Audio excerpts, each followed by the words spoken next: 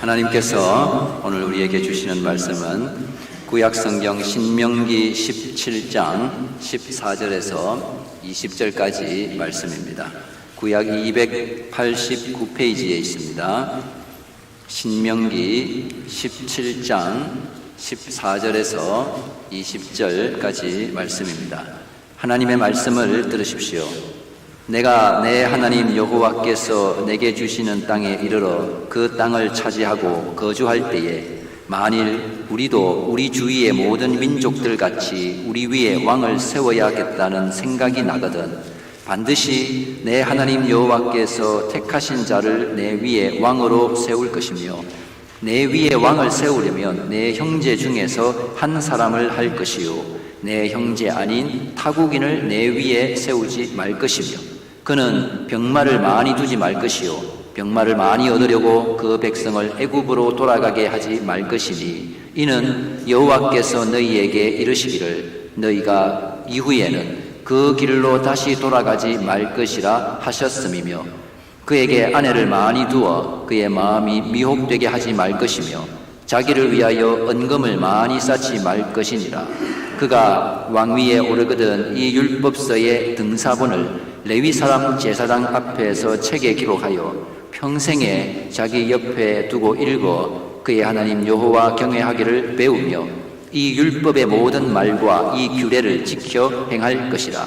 그리하면 그의 마음이 그의 형제 위에 교만하지 아니하고 이 명령에서 떠나 좌로나 우로나 치우치지 아니하리니 이스라엘 중에서 그와 그의 자손이 왕위에 있는 날이 장구하리라. 아멘. 이 땅에서 왕은 권력의 최고 정점에 있는 사람입니다.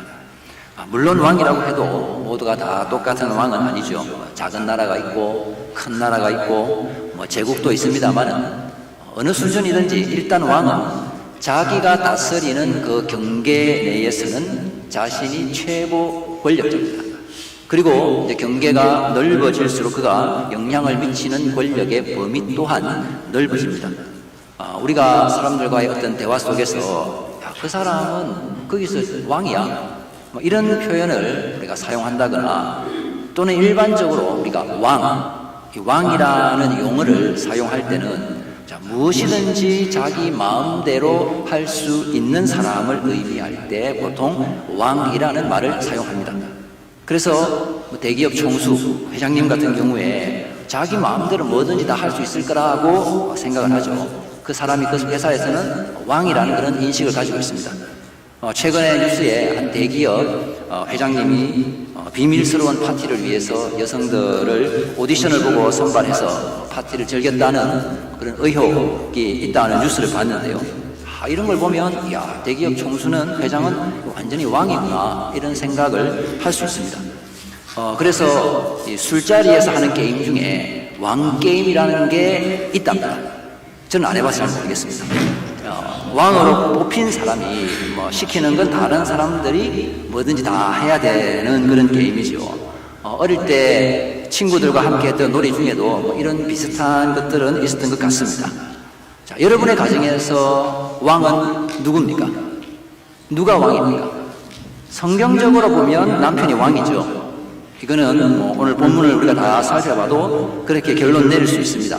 하지만 현실은 어떨까요?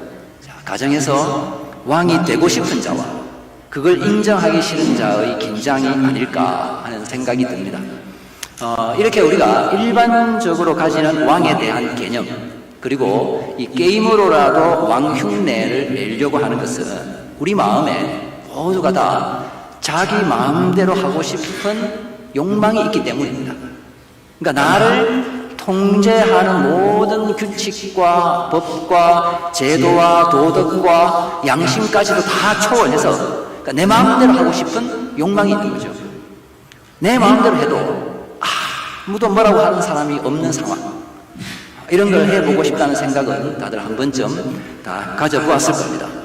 그래서 이 고대 근동 그 중동 지역에서 이스라엘의 주변 나라들은 모두 다 왕정 시스템을 가지고 있는데요. 자, 그들의 개념 속에서 이 왕권이라고 하는 것은 인간 사회의 질서와 안녕을 위해서 신들이 만들어서 준 거라는 그런 인식이 있었습니다. 그러니까 왕은 신들에 의해서 선택된 존재가 되는 거죠. 자, 그 다음에 이제 왕이 법률을 만들어서 백성들에게 반포를 합니다. 자, 이렇게 되니까 왕은 어떤 사람이냐? 법 위에 있는 사람이 되는 거죠. 신에 의해서 선택되고, 그 다음 자기가 법을 만들어서 선포하니까 왕은 법을 초월하는 사람. 왕이 신적 권위를 가지고 자기가 법을 만들어서 반포하고 그걸 또 실행하는 사람이니까 왕은 그 법의 통제를 받지 않습니다. 그러니까 초법적 존재가 되는 거죠. 그러니까 자기 마음대로 할 수 있는. 자, 그래서 고대의 왕이 된 사람은 이거 참 쉽네 이런 생각했을 것 같습니다. 자기가 그 왕이라는 자리에까지 오르기까지는 치열한 권력 투쟁에서 이기고 살아남아서 왕이 되었지만 일단 왕이 되고 보니까 자기의 존재가 신이 선택한 사람에다가 또 직접 이 법을 마음대로 주무를 수 있는 사람이니까 이 초법적 존재로서 뭐든지 다 할 수 있는 거죠. 물론 깊이 따지고 들어가면 이 최고 권력의 자리가 얼마나 피곤한 자리인지는 우리가 잘 압니다. 항상 권력에 도전하는 사람들을 경계해야 되고 언제 이 자리가 무너질지 모르는 그런 불안한 가운데 살아야 하죠. 그래서 이 왕정 시대의 사람들 중에 왕들 중에 장수한 사람이 많지 않습니다. 자, 그런데도 이 인류 역사에서 왕이 되고자 하는 이 인간의 욕망은 끊임없이 이어지고 있고 한 번이라도 권력의 달콤함을 맛본 사람은 그 중독에서 빠져나오지 못하고 있습니다. 자, 이처럼 권력에 대한 욕망, 그러니까 자기 마음대로 하고 싶은 욕망은 이 타락한 인간의 기본 성품 중에 하나죠. 우리가 다 내면에 깊은 속 마음에는 다 내 마음대로 뭐든지 한번 해보고 싶은 그런 열망이 있습니다. 그리고 더 우리가 스스로 또 속고 있는 것 중에 하나는 내 마음대로 했을 때 또 그것이 좋은 결과를 가져올 거라는 착각입니다. 자, 다른 사람이 자기 마음대로 하는 걸 보면 용납하지 못하지만은 자, 내가 내 마음대로 하는 건 그는 선하고 좋은 결과를 가져올 것이라고 생각을 하는 거죠. 자, 권력자가 자기 마음대로 하는 걸 보고 우리가 그 사람을 독재자라고 부릅니다. 그러나 정작 본인은 그렇게 생각 안 하죠. 내가 얼마나 국민을 생각하고 이 오롯이 국가를 위해서 희생하고 있는데 내가 좀 하자고 하면 좀 따라주지. 그러면 모두가 다 좋아질 건데 이 말을 안 듣는다고 생각을 할 겁니다. 자, 이런 거 보면 참 사람 생각이 천차만별이고 내 마음 같지가 않죠. 자, 그래서 이 땅에는 법이 필요합니다. 너와 나 사이에 법이 없다면 우리 각자가 다 자기 소견에 옳은 대로 행할 것이고 다른 사람이 피 흘리고 있는데도 그런데도 나는 내 마음대로 하면서도 나는 좋은 일 하고 있고 옳은 일 하고 있다고 착각을 하게 됩니다.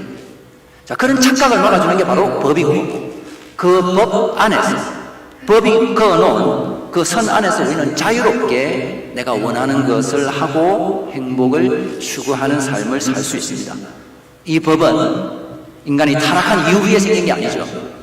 태초부터 법은 있었습니다. 아직 죄가 들어오기 전에 하나님께서 인간에게 명령하신 게 그게 바로 법입니다. 자, 그 법은 창세기 2장 16절 17절에 나오죠. 함께 읽습니다. 여호와 하나님이 그 사람에게 명하여 이르시되 동산 각종 나무의 열매는 내가 임의로 먹되 선악을 알게 하는 나무의 열매는 먹지 말라. 내가 먹는 날에는 반드시 죽으리라 하시니라. 자, 이 법에는 권리와 의무가 명시되어 있고 법을 준수하지 않았을 때의 결과에 대해서도 분명하게 규정하고 있습니다. 권리란 동산 각종 나무의 열매를 먹을 수 있는 걸 말합니다. 자, 임의로 먹는다는 말은 어떠한 제한 없이 마음대로 할 수 있다는 뜻이죠. 그러나 이 권리를 누리기 위한 의무가 있습니다. 바로 선악을 알게 하는 나무의 열매를 먹지 말라. 자, 이 의무 조항으로 인해서 인간은 나보다 더 위의 권세가 있음을 깨닫습니다. 이런 제한상이 없다면, 그러니까 의무 없는 권리만 있다면 결국 이 세상은 무질서와 자기 중심성으로 인해서 파괴되고 말 겁니다. 그리고 권리와 의무의 그 균형이 깨졌을 때 나타날 형벌이 명시되어 있죠. 반드시 죽으리라.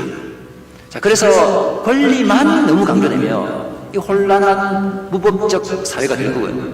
또 의무만 너무 심하게 강조되면 이 완전히 억눌린 사회가 되어서 결국 폭동이 일어날 수가 있습니다. 그러니까 이 둘의 균형이 굉장히 중요한 거죠.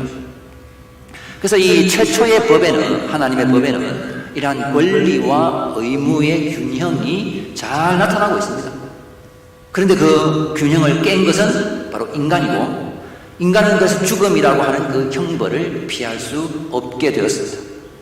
하나님께서 아브라함을 통해서 한 민족을 일으키시고 그들에게 약속하신 땅을 주시기 위해서 애굽에서 종살이 하던 그들을 구원해 내셨습니다. 애굽의 법체계 아래에서 그들은 아무런 권리가 없는, 그러니까 오로지 의무만을 행하며 고통 중에 살았죠. 그게 바로 노예입니다. 애굽의 왕 바로는 자기가 그러니까 법 위에 있는 사람이죠. 고대 근동의 그 사람들의 인식이 그랬습니다. 바로 왕은 그래서 자기 마음대로 할 수 있는 사람이죠. 그 가운데 이스라엘 백성은 괴로울 수밖에 없습니다. 그래서 하나님께서 자기 백성을 불쌍히 여기시고 그들을 구원해내시고 약속의 땅을 선물로 주시죠. 그 과정에서 그들은 하나님으로부터 이제 율법을 받습니다. 그래서 이제는 애굽 왕 그 바로의 법이 아니라 하나님의 법 아래에서 살아가는 민족이 되는 겁니다. 하나님의 법은 의롭고 공평하고 아름다운 법이죠. 사람을 살리는 법입니다. 이 법에는 권리도 있고 의무도 있습니다. 그리고 처벌 조항도 있습니다. 그러니까 절대적인 이 균형을 딱 맞추고 있는 게 율법이죠. 어느 한쪽으로 기울어지지 않았습니다. 그래서 이 율법대로만 하면 이스라엘 백성이 세우는 그 하나님의 나라는 이 세상에서 가장 아름다운 유일한 나라가 되는 겁니다. 출애굽기 19장 5절 6절을 함께 읽겠습니다. 시작. 세계가 다 내게 속하였나니 지키면 너희는 모든 민족 중에서 내 소유가 되겠고 너희가 내게 대하여 제사장 나라가 되며 거룩한 백성이 되리라. 너는 이 말을 이스라엘 자손에게 전할지니라.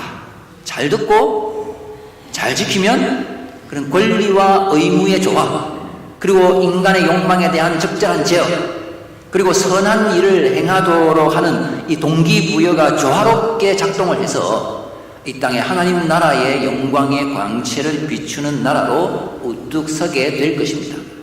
그래서 이 초기 율법대로 하면, 그러니까 출애굽기, 레위기, 민수기에 나타나는 그 율법대로 하면 사실 이스라엘에는 왕이 필요가 없죠. 왕이 필요 없는 게 아니라 사실 이미 하나님께서 왕으로 다스리고 계십니다. 그렇기 때문에 그러니까 하나님께서 법을 만들어서 반포하시고 통치하시기 때문에 당시 그 고대 근동의 사람들의 인식처럼 하나님은 법을 만드시는 분, 그래서 법을 초월하실 수 있는 분이죠. 그분이 직접 왕으로 다스리고 있습니다. 그러니까 왕이 필요가 없습니다, 이스라엘은. 자, 그런데 오늘 신명기 말씀, 출애굽 2세대에게 주는 이 신명기에서는 갑자기 왕을 세우는 문제를 다루고 있습니다. 그동안 하나님의 마음이 바뀐 걸까요? 그렇지는 않겠죠. 하나님께서 이스라엘의 영원한 왕으로서 다스린다고 하는 이 사실은 변함이 없습니다. 하지만 이제 약속의 땅에 들어갔을 때는 왕이 필요할 수도 있다는 거죠. 인간 왕이. 신명기 17장은 반드시 왕을 세우라는 말이 아닙니다. 왕을 세울 수도 있다는 거죠. 그리고 광야에서는 사실상 이미 모세가 왕처럼 그렇게 활동하고 있었습니다. 모세가 이스라엘 백성 전체의 구심점 역할을 하고 있는 거죠. 그리고 초기 가나안 정복 시기에는 여호수아가 그 역할을 맡아서 왕처럼 다스립니다.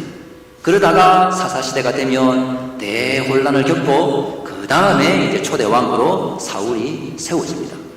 자, 그래서 이 이스라엘 가운데 왕을 세운다는 것은 모세와 여호수아가 담당했던 바로 그 일을 할 사람을 세우는 걸 말하는 거죠.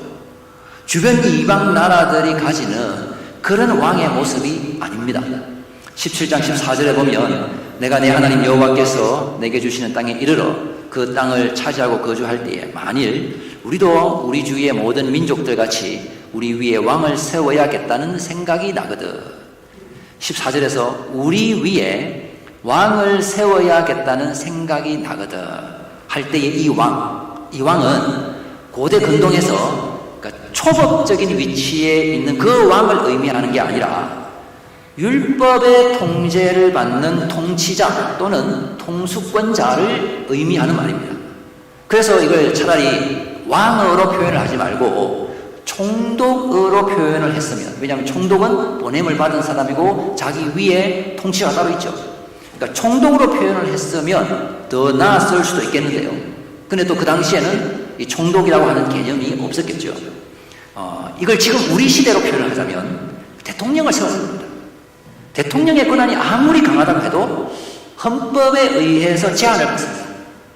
그래서 이 히브리 성경에서 왕으로 표현한 이 부분을 이제 구약 성경을 헬라어로 성경을 번역할 때, 그래서 그 성경을 우리가 70인역 성경이라고 하죠. 최초의 구약 성경, 헬라어 구약 성경, 최초의 헬라어 구약 성경에서는 이 부분을, 이 왕이라고 하는 부분을 히브리에서는 왕이었는데 헬라어로 번역을 할 때는 그냥 왕이 아니라 통치자로 이렇게 의역을 해서 번역을 했습니다. 그러니까 따라서 이 이스라엘의 왕은, 통치자는 이방의 왕들처럼 절대 자기 마음대로 하는 사람이 아닙니다. 그래서 이스라엘이 가나안 땅에서 왕이라는 이름으로 통치자를 세우기는 하지만 그 왕은 아무런 권한이 없습니다. 자, 오늘 본문이 제시하는 왕의 모습을 보면 이걸 왕이라고 할 수 있나 하는 생각이 듭니다. 권한은 없고 의무만 있는 왕의 모습을 보여주죠. 먼저 이스라엘의 왕은, 그러니까 그 왕을 옹립하는, 세우는 과정부터가 좀 독특합니다.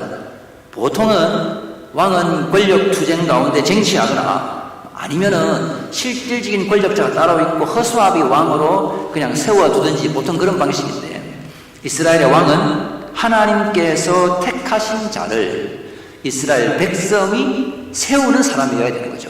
15절에 보면요, 반드시 내 하나님 여호와께서 택하신 자를 내 위에 왕으로 세울 것이며 내 위에 왕을 세우려면 내 형제 중에서 한 사람을 할 것이요 내 형제 아닌 타국인을 내 위에 세우지 말 것이며. 15절 문장을 잘 읽어보면 하나님께서 선택한 사람을 백성들의 투표로 세우는 것 같은 그런 모양을 느낄 수 있습니다. 근데 고대에 투표 제도가 없었으니까 사울이 세워질 때 보면 제비뽑기를 통해서 이렇게 세우시죠. 우리가 현대에 대통령을 뽑을 때 또 이런 방식을 사실 염두에 두고 기도하지 않습니까? 하나님께서 세우시는 지도자가 세워지기를 바라며 그렇게 기도하면서 우리가 투표를 합니다. 그래서 이 이스라엘의 왕은 절대 군주가 아닌 거죠. 그리고 반드시 이스라엘 백성 중에서 세워야 됩니다. 자, 이 말은 언약 백성이 아니면 통치자가 될 수 없다는 말입니다. 자, 그러니까 같은 법 체계 안에 있는 사람, 그러니까 하나님의 약속 안에 있는 사람이어야 되는 거지. 야, 우리 안에는 도저히 인물이 없다, 안 되겠다, 외부에서 용병을 데리고 오지 말라는 말이죠. 만일에 용병을 데리고 와서 통치자로 세운다면 그렇게 하는 이유가 뭐겠습니까? 왜 그렇게 하겠습니까? 우리를 등 따시고 배부르고 강한 나라가 되게 해달라고 하는 그 욕망 때문에 그렇게 하는 거죠. 그러나 이스라엘의 통치자는 먹고 사는 문제를 해결하는 일을 하는 사람이 아닙니다. 계속해서 이 왕의 조건들을 보면 그건 아주 명확해집니다. 이스라엘의 통치자가 하지 말아야, 많이 가지지 말아야 하는 것 세 가지가 있는데요. 자, 아예 가지지 말라고 안 하죠. 그러니까 완전 금욕을 말하는 게 아니라 많이 가지지 말아야 합니다. 왜냐? 이 세 가지는 국가 운영의 필수적인 요소이기 때문에 이게 없을 수가 없죠. 그런데 이게 많으면, 과하면 문제가 되는 겁니다. 첫 번째는 말을 많이 가지지 말라. 자, 말은 고대 사회에서 군사력을 가늠할 수 있는 척도입니다. 자, 말은 그 당시에는 최첨단 무기죠. 말을 타고 전투하는 이 기마병이 있고 또 말 뒤에 마차를 달아서 그러니까 병거 부대, 전차 부대를 만들 수도 있습니다. 이게 오늘날 탱크와 전투기와 같은 거죠. 그래서 말과 마병 그리고 병거가 많다. 그럼 이거는 거의 오늘날 핵무기 하나 가지고 있는 것과 같은 거죠. 얼마나 든든하겠습니까? 그래서 왕은 어떻게 하든지 간에 최대한 말을 많이 모으려고 합니다. 그래서 말을 많이 두지 말라. 이거를 긍정의 표현으로 바꾸면 무기를 의지하지 말고 하나님을 의지해라. 하나님께서 지켜주신다는 말입니다. 왕은 외부의 위협으로부터 백성을 보호할 의무가 있습니다. 그러나 그 방법은 말을 많이 두는 게 아니라 고도의 무기체계를 갖추는 게 아니라 바로 하나님의 능력을 의지하는 거죠. 무기가 좋다고 이기는 게 아니죠. 다윗은 물맷돌 하나로 골리앗을 넘어뜨렸습니다. 여호수아는 가나안 땅 정복 전쟁에서 이제 가나안 북부 지역을 정복할 때 하솔 왕 야빈을 쳐 죽이고 또 동시에 적들의 이 말을 전리품으로 엄청나게 많은 말들을 취할 수 있었지만은 말 뒷발의 힘줄을 다 끊어버렸습니다. 너무 아깝죠.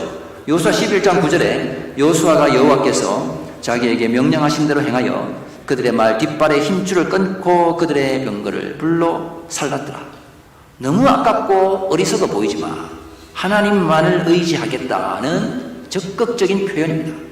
다윗도 소바왕 이 하닷에스를 쳐 죽이고 나서 똑같이 했죠. 사무엘하 8장에 그에게서 마병 1700명과 보병 2만 명을 사로잡고 병거 100대의 말만 남기고 다윗이 그 외의 병거의 말은 다 발에 힘줄을 끊었더니, 그러니까 말을 많이 두지 말라는 그 명령을 잘 따른 왕입니다. 자, 그런데 다윗의 아들 솔로몬은 어떨까요?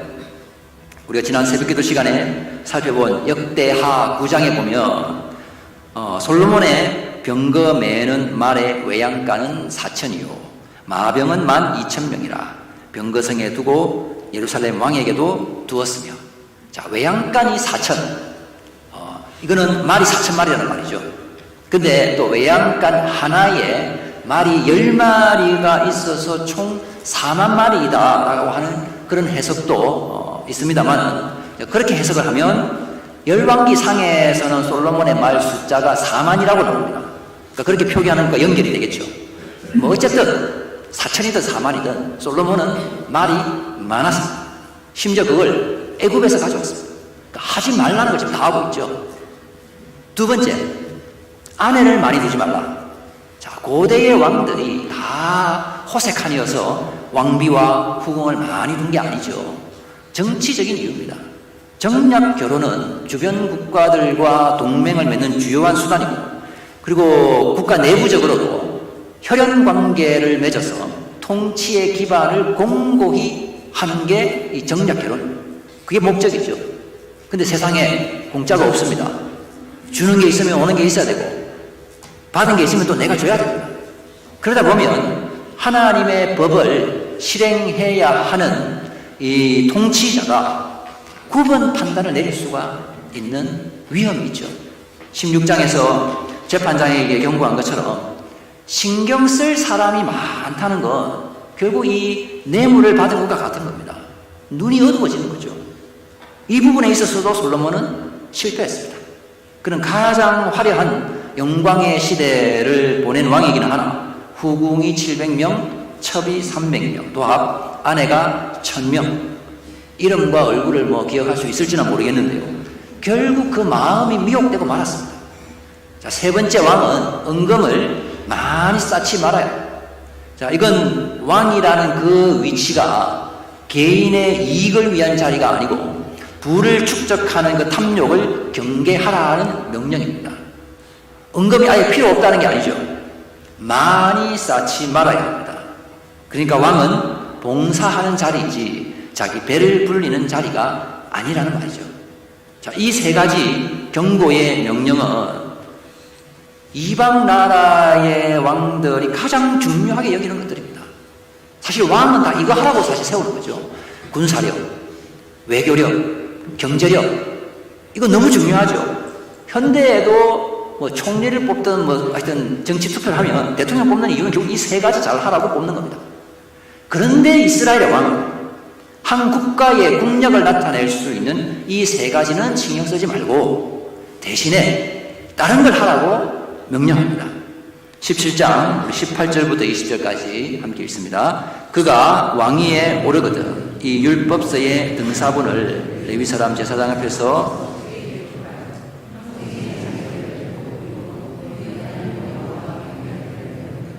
이 율법의 모든 말과 이 규례를 지켜 행할 것이라.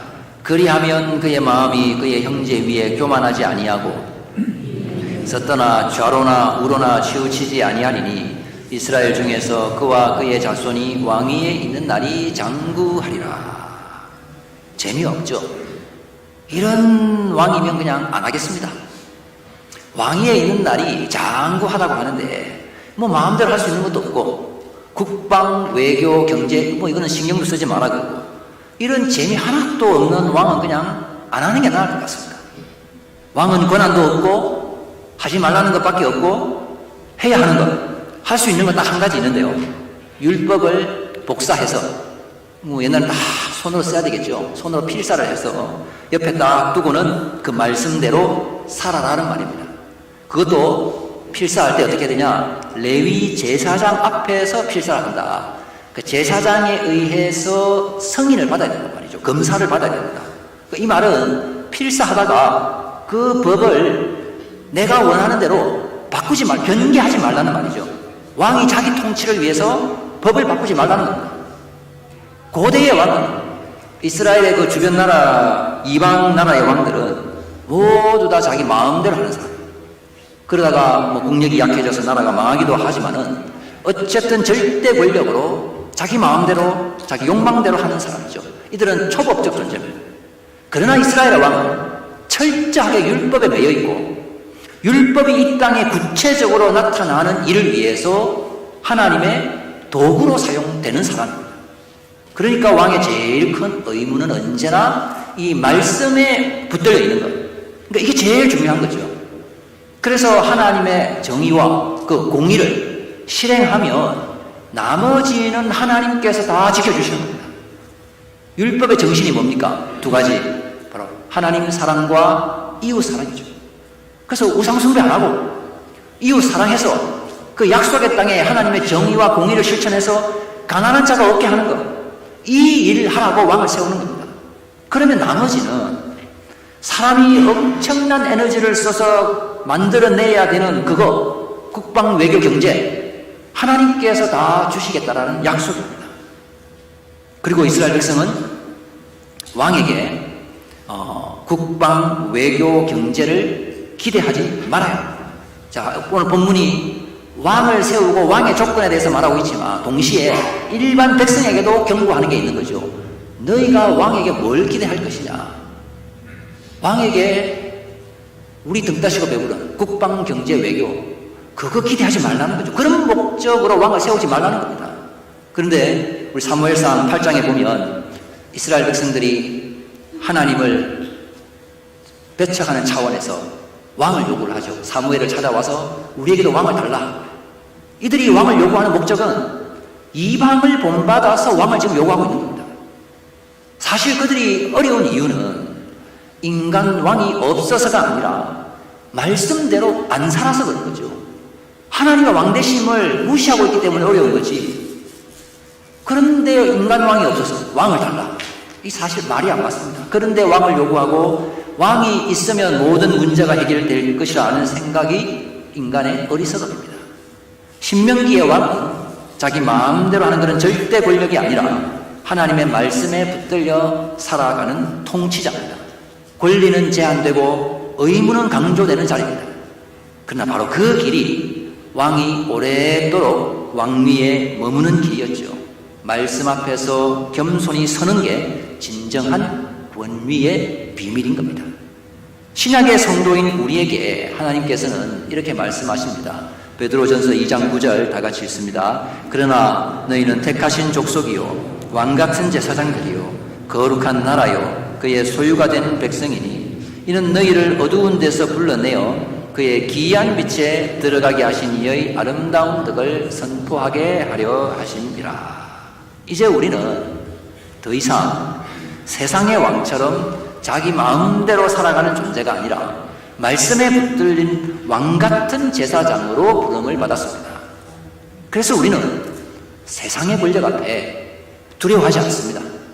우리는 국방, 외교, 경제 이게 어떻게 될까? 인간의 생존을 위협하는 것들에 대해서 두려워하는 존재가 아닙니다. 오히려 하나님의 말씀을 따라 살아가는 담대함으로 세상에 빛을 비추는 존재로 세워졌습니다.